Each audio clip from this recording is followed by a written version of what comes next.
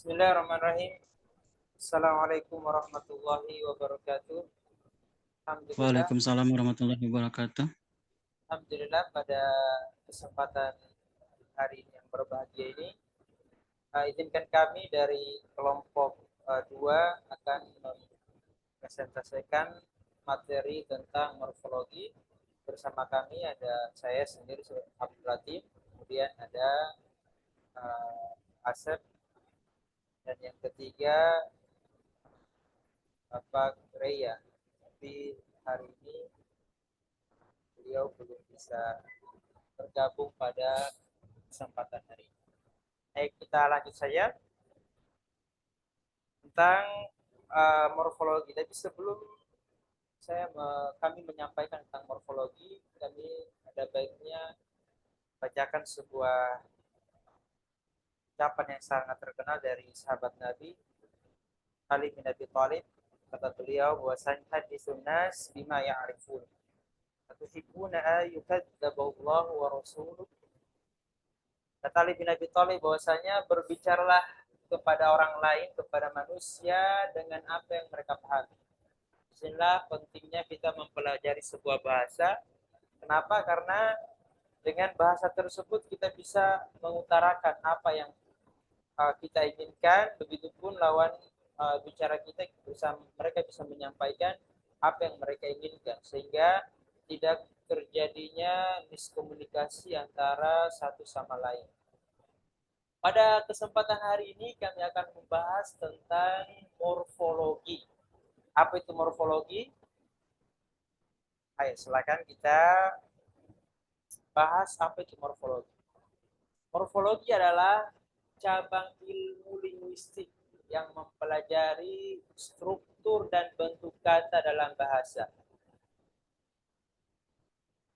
Kemudian menurut Katamba pada tahun 2005, beliau mengatakan bahwasanya morfologi adalah cabang linguistik yang berkaitan dengan struktur dan bentuk kata dalam bahasa.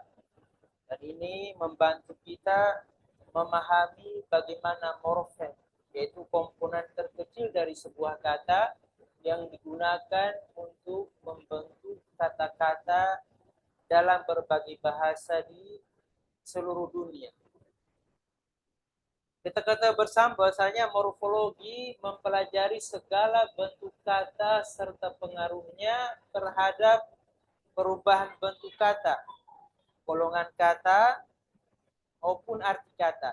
Dengan kata lain, morfologi mempelajari seluk-beluk bentuk kata serta fungsi perubahan-perubahannya, baik secara fungsi gramatik maupun secara fungsi semantik. Kemudian ketika kita mempelajari morfologi, maka tentunya kita akan membahas tentang morfem. Apa itu morfem? Morfem adalah satuan terkecil dari sebuah bahasa yang memiliki makna. Oleh karena itu, ciri utama morfem adalah satuan bahasa yang sudah tidak bisa dibagi lagi menjadi bahasa yang lebih kecil.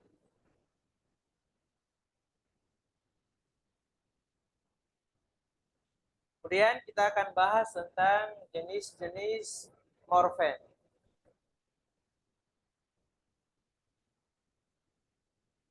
Jenis-jenis morfem di sini kita bisa lihat bahwasanya morfem itu terdiri dari tiga. Yang pertama dari tiga jenis. Yang pertama adalah morfem akar atau disebut dengan root. Ialah sebutan bagi morfem yang tidak dapat dianalisa, tidak dapat dibagi, baik dari segi derivasi maupun morfologi infleksi. Kemudian pembagian yang kedua adalah stem atau morfem pangkal. Adalah bagian kata yang akan mendapat perhatian setelah berdampingan dengan afiks infleksional. Kemudian yang ketiga adalah morfem dasar, yaitu morfem yang menjadi dasar morfologi dan diletakkan dengan afiks baik derivasional maupun afiks infleksional. Insyaallah kita akan membahas masing-masing dari pengertian tersebut. Ya, morfem akar ya, kita masuk yang pertama tentang morfem akar. Ya, contohnya misalkan kata kuk. Kata kuk ini ketika diberikan tambahan maka akan muncul kata seperti misalkan cooks atau cook yang semisalnya. Ini disebut dengan morfem akar. Atau misalkan kita bisa melihat kata untouchable. Akarnya adalah touch. Sedangkan an merupakan imbuhan derivasional dan able adalah infleksional. Kemudian yang kedua ada stem atau morfem pangkal. Nah, misalkan kita contohkan misalkan dalam bentuk kata misalkan dogs, ya, misalkan dogs, maka pangkalnya itu kata dog yang juga berperan sebagai akar. Sedangkan tambahan s adalah sufiks infleksional. Kemudian yang ketiga adalah morfem dasar. Morfem dasar morfem dasar ini merupakan morfem yang menjadi dasar dari morfologi. Selain itu juga bisa dikatakan semua morfem akar adalah dasar atau base. Dalam kata teacher, misalkan teach sebagai akar root sekaligus menjadi dasar dari tambahan ir ataupun s. Kemudian berikutnya kita akan masuk ke klasifikasi morfem.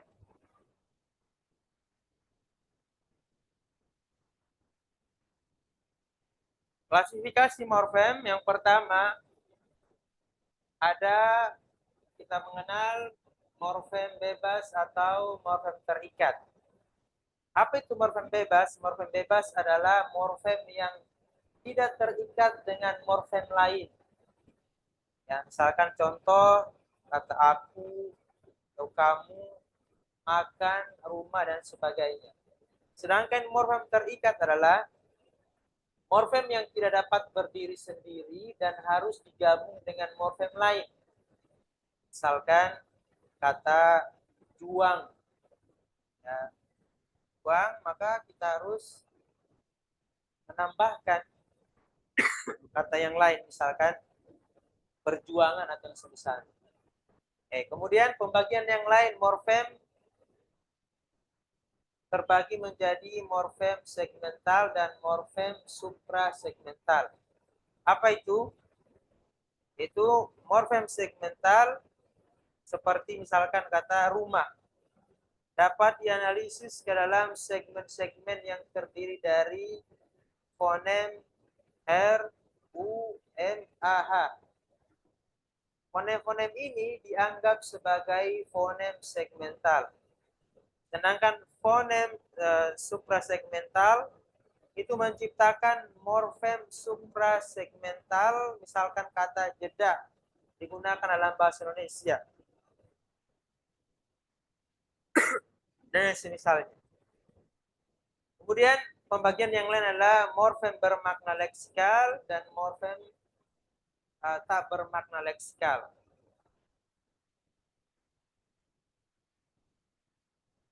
Leksem atau bahan dasar yang setelah melalui proses pengolahan gramatikal menjadi kata dan termasuk dalam subsistem gramatikal. Dikenal sebagai morfem. Sebagai morfem merupakan satuan dasar bagi pembentukan kata. Misalkan contoh morfem sekolah yang bermakna tempat belajar. Sedangkan morfem yang tak bermakna leksikal dapat berupa morfem imbuhan seperti ber, ter, dan semisalnya. Morfem-morfem tersebut baru bermakna jika berada dalam pemakaian. Misalkan ber plus sepatu. Ya. Bersepatu, maksudnya memakai sepatu. Kemudian pembagian yang berikutnya adalah pembagian morfem utuh dan morfem terbelah. Morfem utuh yang morfem yang unsurnya bersambung secara langsung disebut dengan morfem utuh. Sebagai contoh, misalkan kata makan, tidur, dan pergi terbagi menjadi morfem-morfem yang tidak tergantung pada satu keutuhan. Morfem-morfem terpisah satu sama lain.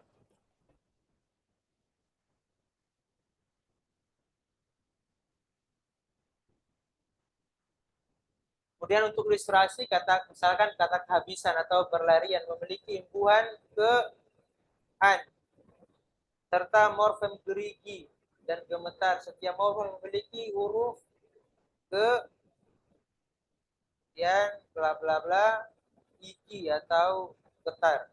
Oleh karena itu, ciri terbelahnya terletak pada morfemnya, bukan pada morfnya, bukan pada morfemnya sendiri. Dalam kasus di mana morfem menerima sisipan seperti pada morfem gigi dan getar. Kemudian pembagian yang lain adalah morfem monofonemis dan morfem polifonemis. Itu morfem polifonemis terdiri dari 2 atau 3 sampai 4 fonem seperti morfem misalkan kata an yang berarti dalam bahasa Inggris. Dan morfem misalkan i yang berarti contohnya misalkan dalam kata datangi.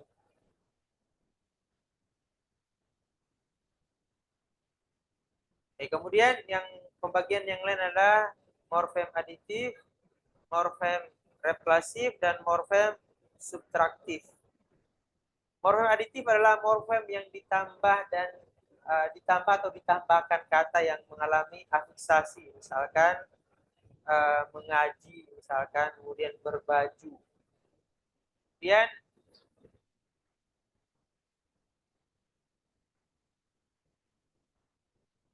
morfem yang berfungsi sebagai penggantian disebut dengan morfem replasif. Contoh dalam bahasa Inggris ada morfem pergantian yang digunakan untuk menandai jamak.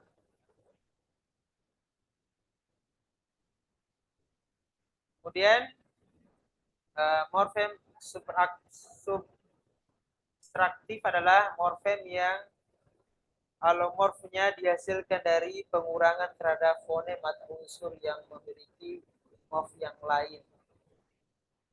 Kemudian yang terakhir ada morfem yang beralomorf zero. Apa itu? Yaitu morfem penanda jamak tapi tidak memiliki bunyi segmental atau suprasegmental. Nah, ditandai biasanya di tulisan ditandai dengan tanda bulat, kemudian ada garis. Mungkin itu yang pembagian klasifikasi morfem. Kita lanjutkan berikutnya ke pembahasan materi proses morfologi yang akan disampaikan oleh Pak Asep. Pada Pak Asep kami persilakan. Baik, terima kasih Bang Abdul Ratim atas waktunya. Assalamualaikum warahmatullahi wabarakatuh. Selamat malam teman-teman. Saya akan melanjutkan pembahasan yang telah dibahas oleh Bang Abdul Ratim, yaitu mengenai proses morfologi. Silakan Bang, selanjutnya. Nah, proses morfologi adalah proses di mana kata dibentuk dengan menghubungkan morfem. Seperti yang kita ketahui bahwa dalam kajian linguistik atau dalam kajian bahasa, itu unsur pembentukan bahasa itu dibagi menjadi 3. Yang pertama yaitu bunyi. Bunyi itu disebutnya fonem. ataupun ilmunya yang mengkajinya disebut fonologi. Yang kedua itu ada gramatikal atau tata bahasa yang dimana morfologi ini termasuk ke dalam pembentukan gramatikal. Di dalam gramatikal itu kita mempelajari atau kita belajar mengenai morfologi dan juga sintaksis. Itu yang pembentukan tata bahasa. Yang selanjutnya dalam bahasa juga kita mempelajari semantik atau bagaimana kata itu menjadi atau bagaimana kata atau kalimat itu menjadi sebuah makna. Nah, proses morfologi ini seperti yang kita ketahui bahwa telah dijelaskan tadi di awal, morfologi itu berasal dari kata morfem dan juga logos yang artinya ilmu yang mengkaji mengenai bentuk. Jadi morfem ini artinya bentuk, bentuk kata seperti itu. Ada juga tadi morfem terikat, ada morfem tidak morfem bebas ya jenis-jenisnya. Nah, di sini ada yang namanya proses morfologi itu yang pertama disebut dengan afiksasi. Nah, di dalam bahasa selanjutnya, Bang, afiksasi itu adalah penambahan proses penambahan afik pada kata dasar ya, disebut dengan afiksasi. Nah, afiksasi ini bisa kita katakan adalah imbuhan. Nah, proses penambahan imbuhan di awal disebut dengan prefiks, sedangkan proses penambahan akhiran disebut dengan sufiks.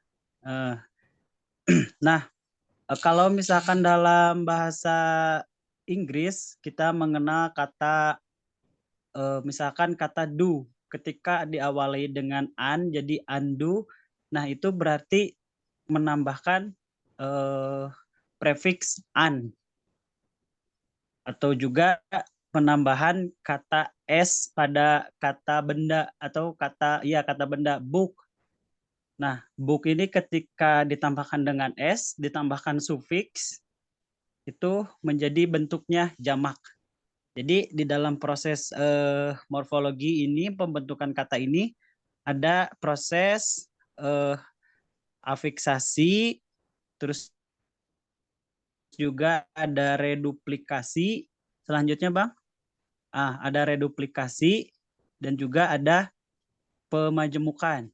Nah, jadi afiksasi ini proses penambahan awalan dan juga akhiran dalam sebuah kata. Jadi bisa kita katakan bahwa morfem terikat itu adalah morfem yang tidak bisa berdiri sendiri. Contohnya yaitu afik tadi. Kalau dalam bahasa Indonesia contohnya me, ber, ya. Kalau morfem bebas itu kayak kata kerja misalkan makan. Nah, makan ketika ditambahkan me jadi memakan, nah itu jadi maknanya nanti menjadi beda. Itulah yang disebut dengan proses morfologis. Nah, afiksasi adalah proses penambahan di awal disebut dengan prefiks dan juga proses penambahan di akhir disebut dengan sufiks. Nah, yang dilakukan morfem adalah reduplikasi. Nah, reduplikasi ini dibagi menjadi dua. Ada reduplikasi penuh dan juga ada reduplikasi penuh dengan variasi fonem. Nah, reduplikasi penuh adalah suatu pengulangan morfem pada bentuk kata dasar yang berlaku pada kata-kata dasar benda. Ya, contohnya ada yang dengan variasi fonem, contohnya sing. Nah, sing ini kata dasar sing mengalami perubahan fonem atau mengalami perubahan bunyinya yang asalnya sing menjadi singer. Nah, ini reduplikasi itu berarti menduplikat katanya. Nah, seperti contohnya I like to hear this sing song.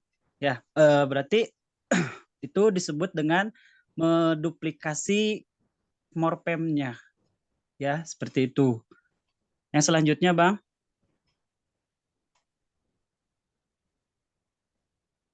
Ada? Beres Bang ya?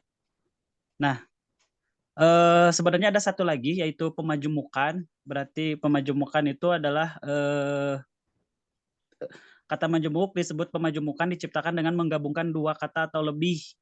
Kata yang dihasilkan dari proses ini disebut majemuk. Jadi majemuk ini banyak artinya. Nah, disebut majemuk karena menggabungkan dua kata atau lebih. Misalkan kata kerja dengan kata benda. Misalkan air, water dengan fall. Nah, water ini kan kata benda, sementara fall adalah kata kerja. Ketika digabungkan jadi waterfall itu artinya menjadi air terjun. Nah, ini disebut dengan proses pemajemukan. Mungkin seperti itu ya proses dari morfologi. Jadi ada proses afiksasi, ada proses reduplikasi. Reduplikasi dibagi menjadi dua, ada reduplikasi penuh, yaitu pengulangan katanya, kata bendanya, ada reduplikasi dengan variasi fonem, yaitu hanya memvariasi ataupun mengubah bentuk bunyinya. Ya, jadi fonem itu bagiannya ke bagian fonologi mengenai bunyi-bunyi suatu kata. Nah, mungkin itu sekarang tinggal kesimpulan, Bang.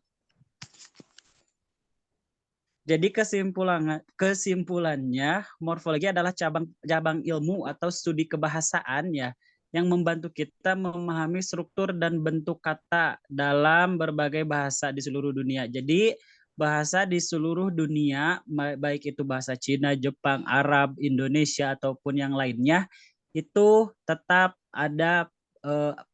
dibagi menjadi tiga.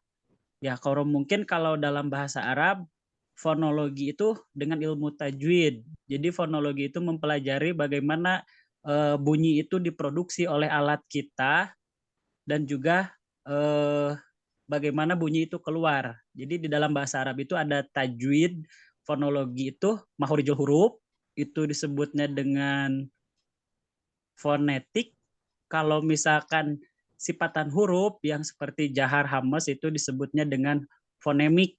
Nah, dalam bahasa Indonesia itu fonetik fonemik itu yaitu dengan eh, huruf vokal dan konsonan. Seperti itu dalam perbedaannya. Jadi dalam bahasa Inggris juga mahorijolnya ataupun fonetiknya itu ada huruf vokal dan fonemiknya itu huruf konsonan. Jadi yang membedakan bunyi. Nah, kalau dalam yang keduanya kajian tata bahasa atau gramatikal, nah gramatikal dalam bahasa Inggris itu kan ada morfem dan juga sintaksis. Kalau dalam bahasa Arab, morfem itu disebut dengan bentuk ya. Bentuk itu berarti ilmunya sorof. Nah, kalau yang lainnya sintaksis itu berarti ilmu nahu. Jadi bagaimana kalimat itu posisinya menjadi subjek, objek, predikat. Nah, itu disebutnya dengan sintaksis. Tapi kalau bagaimana kata itu dibentuk seperti misalkan kayak tadi apa ya penambahan es dalam bahasa Inggris. Misalkan touch itu ditambahkan dengan an, terus juga diakhiri dengan S jadi untouchables. Nah, itu artinya jadi tidak tersentuh. Nah, perubahan bentuk dari touch menjadi untouchables itu itulah yang disebut dengan perubahan morfemnya, bentuknya. Nah, untouchables ini nanti secara sintaksis menjadi baik itu bisa menjadi adjektif ataupun menjadi adverb ataupun menjadi adverb, adjektif dan juga menjadi verb atau jadi kata kerja. Jadi seperti itu. Semua bahasa juga di dunia ini pasti mengalami bukan mengalami ya, unsur-unsurnya terdiri dari tiga itu, baik secara fonologi, secara tata bahasa dan juga semantik. Itu mungkin yang dapat saya sampaikan, kurang lebihnya mohon maaf. Terima kasih. Assalamualaikum warahmatullahi wabarakatuh. Waalaikumsalam. Terima kasih, Ustaz. Ya, untuk bagi teman-teman yang pertanyaan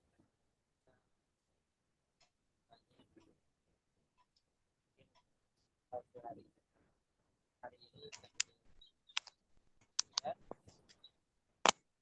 ya, terima kasih. Assalamualaikum warahmatullahi Waalaikumsalam warahmatullahi wabarakatuh.